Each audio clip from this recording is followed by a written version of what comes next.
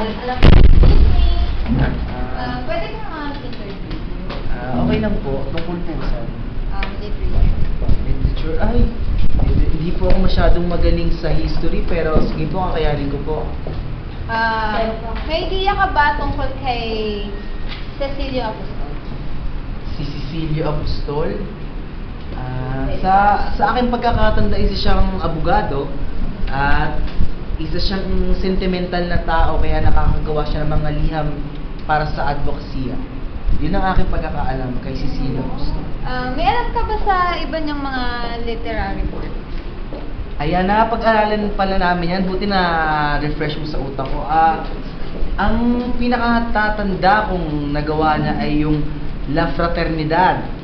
Kasama nun ay yung La Democracia, tsaka La Patria. Tsaka ang huli kong naaalala sa kanya ay yung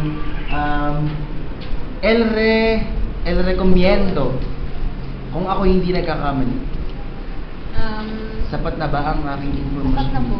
Maraming salamat. Wala